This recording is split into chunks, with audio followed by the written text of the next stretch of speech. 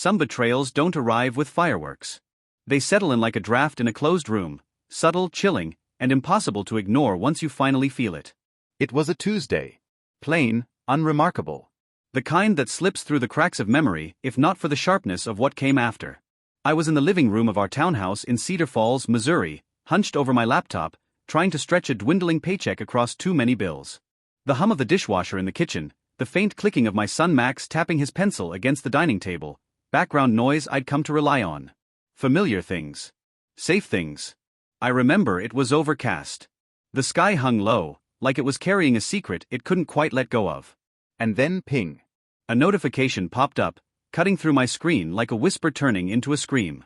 Your savings balance has dropped below the minimum threshold. My first thought was logistical. Maybe the bank system glitched. That account was sealed tight, our son's education fund. 6 years of meticulous planning, saving, sacrificing birthdays and bonuses to give Max the chance we never had. I opened the banking app, half distracted, expecting a minor error. What I saw instead didn't feel real at first. A bright red zero. Not low. Not pending. Just gone. No history. No withdrawals. Just emptiness, clinical and final. I sat there, staring at the screen while something inside me slid sideways. I felt my throat tighten. It wasn't fear yet, not fully. It was confusion.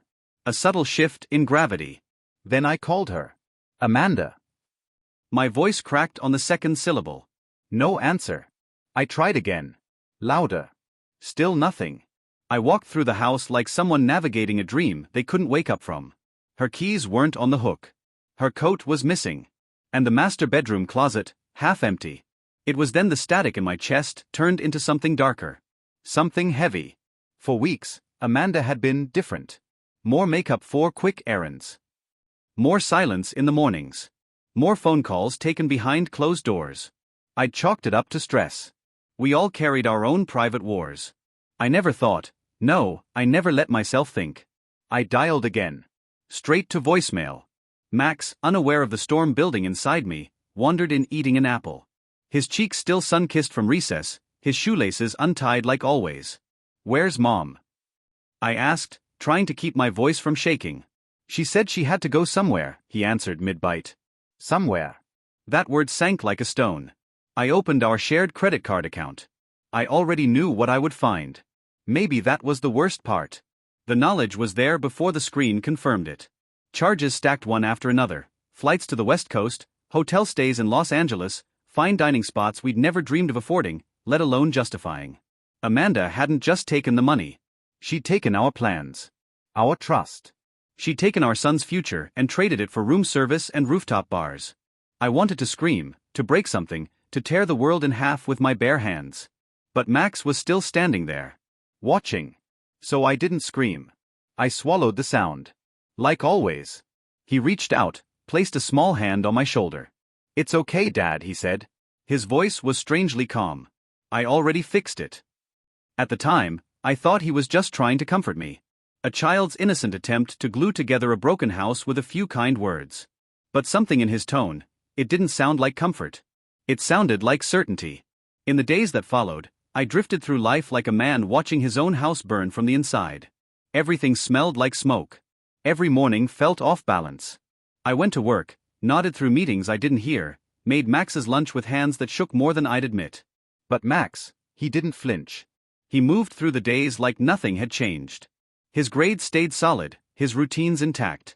He even went back to building his little machines, those intricate engineering kits he loved.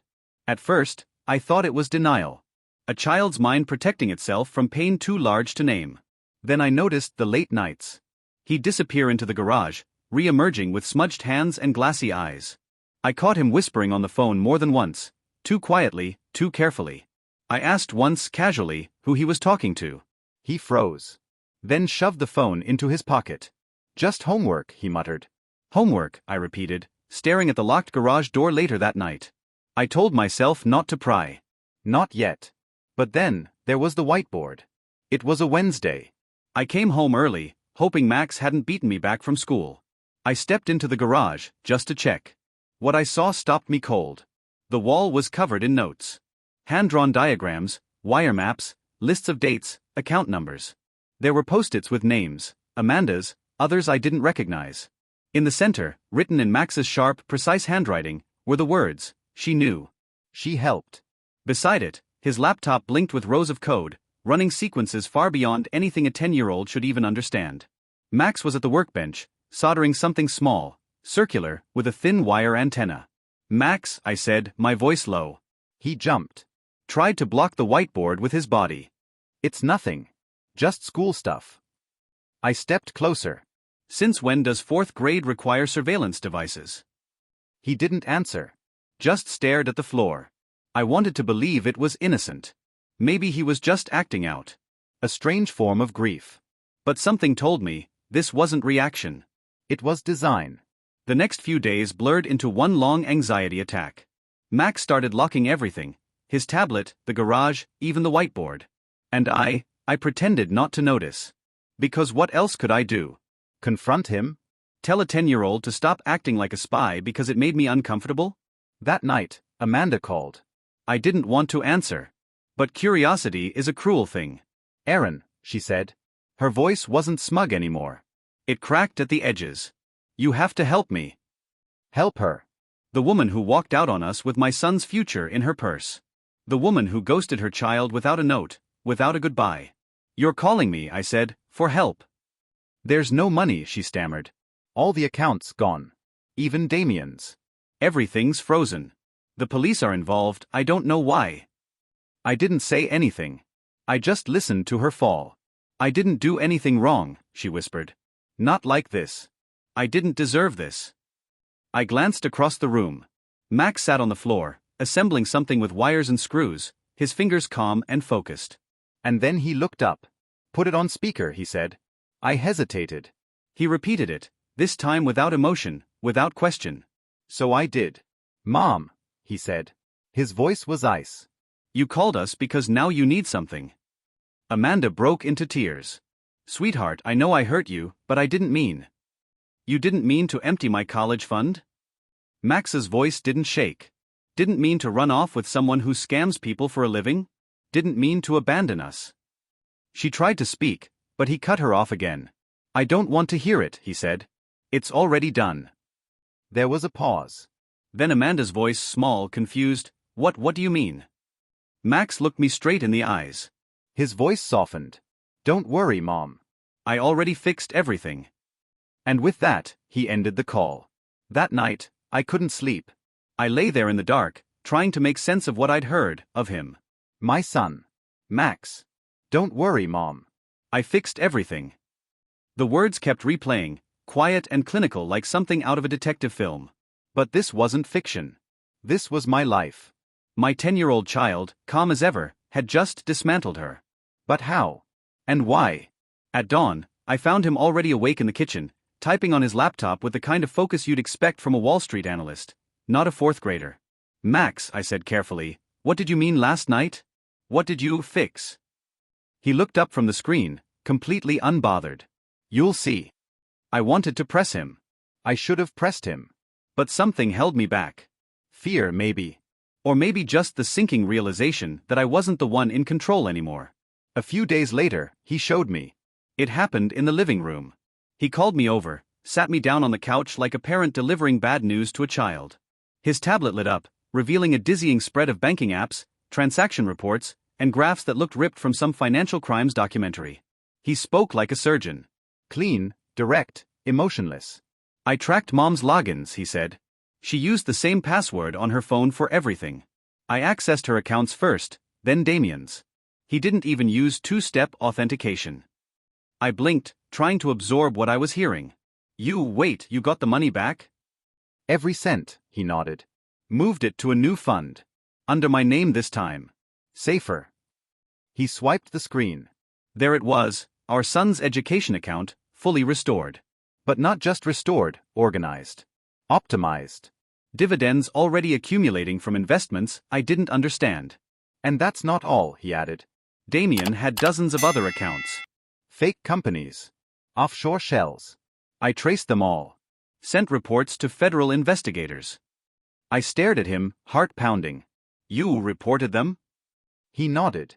Anonymous tips. Digital paper trails. Enough to open at least 3 investigations. And your mother? He didn't hesitate. She was complicit. She used the money. Shared the accounts. So I made sure the trail included her too. Max, my voice faltered. Do you understand what you've done? She chose this, he said, sharper now.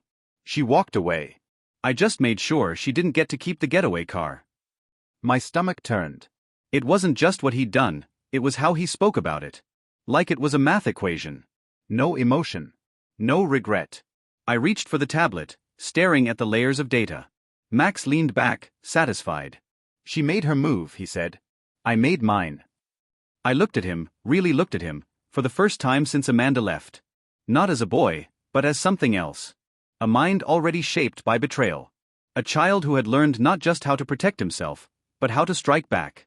And for the first time in my life, I was afraid of my own son. The line between protection and vengeance blurred fast after that.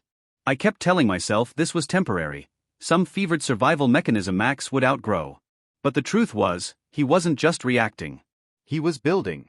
More late nights in the garage. More cryptic lines of code hidden behind school projects. I caught him watching courtroom livestreams, reading law blogs, skimming through articles about federal arrests like bedtime stories. Every time I tried to talk to him about it, he'd brush it off with that same eerie calm. I'm making sure it doesn't happen again, Dad. That's all. But it had happened. And the weight of that never left me. Then came Damien's voice. I was standing at the sink, the afternoon sun pouring in like a lie, when my phone rang. Unknown number. I almost didn't pick up. But something told me it wasn't over. Aaron, the voice growled. You think you're clever?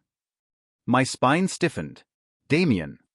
You and your little hacker, he sneered. Think you can just erase a man like me? I looked toward the living room. Max sat cross-legged on the carpet, building something again. Wires, tiny gears, a quiet war behind his eyes. You got what you deserved, I said flatly. You don't know who you're dealing with, Damien hissed. You think this is finished? I know where you live. I know where your son goes to school. That's when the fear became real. He wasn't bluffing. I could hear it, the sound of someone with nothing left to lose. You stay away from my family, I said, my voice shaking. Or what? He snapped. You going to hide behind your kid again? I hung up before I could say something worse. When I turned around, Max was already watching me. Was that him? He asked. I nodded. He threatened us. Max didn't blink. Let him. I've already got a plan. I stepped toward him. This isn't a game, Max. He's dangerous. We need to call the police. He shook his head. They won't do anything. Not until someone's hurt. I can end this, Dad. Just trust me. That night, he disappeared into the garage again. This time, I didn't even try to stop him.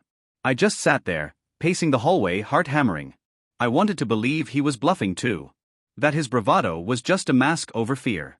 But when he came out hours later, his eyes were clearer than I'd ever seen them. It's done, he said. What's done? He handed me the tablet. The screen lit up with a map, GPS data, phone pings, Damien's burner traced, tracked, documented. Every message recorded. Every call archived. Max had built a digital cage. And then he'd handed it, all of it, to the authorities. I sent the tip anonymously, he said. He won't know where it came from. But they'll find him. I stared at him in disbelief. You're 10 years old, I whispered. I'm also tired, he said softly. Tired of pretending someone else will save us. The next morning, I found a brick lying in the living room, shattered glass scattered like ice across the floor. Attached to it was a crumpled note, scribbled in frenzied ink, "This isn't over." Max found it before I could sweep it up. He read it once, then tossed it into the trash like it was a bad grade on a spelling test. We should leave, I said later. Go somewhere, just for a while. He looked up from his tablet, completely composed. We don't need to run. Max, he threw a brick through our window.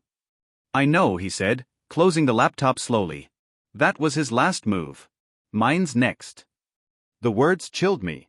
Not because of what he said, but because of how certain he was. 2 days passed. Silence returned, but it wasn't peaceful. It was tight. Breathless. I didn't know what Max was planning, and I was afraid to ask. Then, 3 knocks on the front door. I froze. Max was already moving. He peered through the peephole and, without hesitation, opened it. Damien.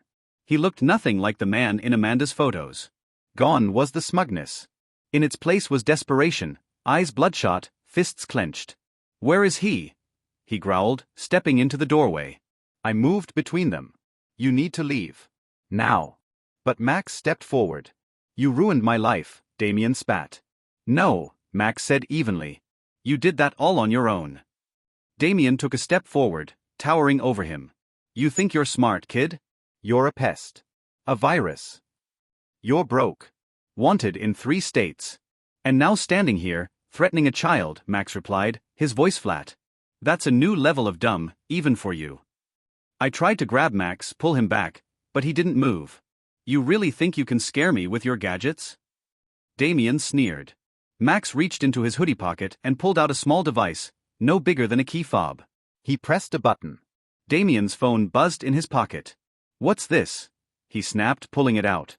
Files began popping up: videos, transcripts, coordinates. His threats. His voice. Streaming live. Max didn't blink. "You're being recorded. Right now.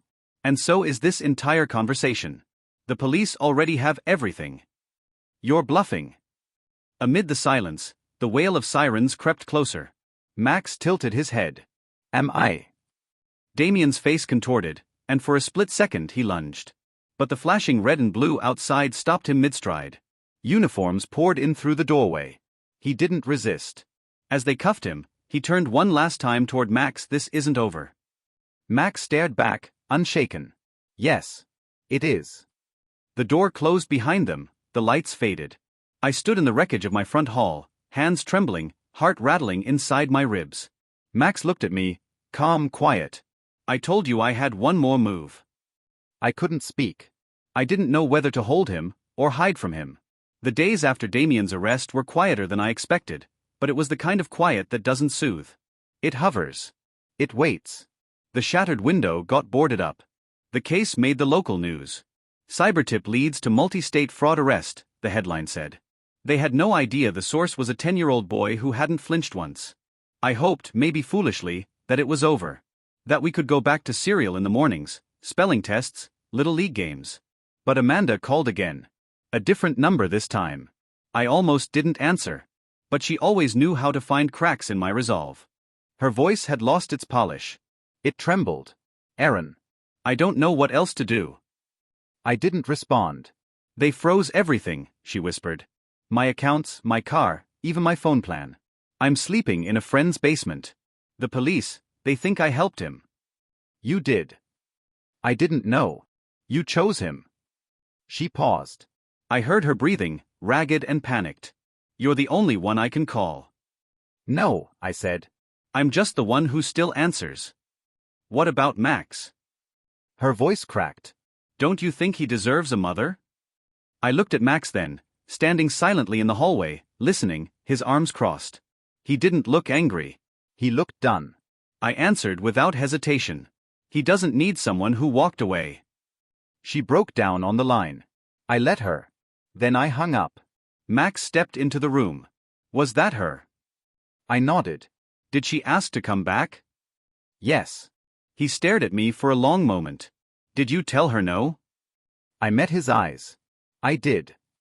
He nodded, and that was the end of it. But it shouldn't have been. Because later that week, I found him in the garage again. This time not with wires or drones, but with notebooks. Planning. Organizing. "Max," I said gently, "why do you keep building things?" He didn't look up. "Because it's easier than fixing people." I wanted to argue. To tell him that trust can be rebuilt, that love isn't a machine. But I couldn't lie to him. Not anymore. "You're not supposed to carry this much, Max," I whispered. "You're a child." "I don't feel like one," he said. And he didn't. Not when he spoke. Not when he stared at me with that calm, watchful gaze. He was brilliant, undeniably. But brilliance can cut deep. It can scar. That night, I stood outside his room and listened to the sound of silence. No lullabies. No murmurs. Just the turning of pages, the soft glow of a screen. And I thought about what Amanda once told me in a moment of spiteful clarity: "You're raising a son who doesn't just survive, he conquers." I see it now. She was right. But there's a part she didn't understand. Sometimes, even a conqueror forgets how to rest. I don't know if Max will ever learn how to be a boy again, but I do know this: I'll stay right here beside him until he decides whether to build or destroy.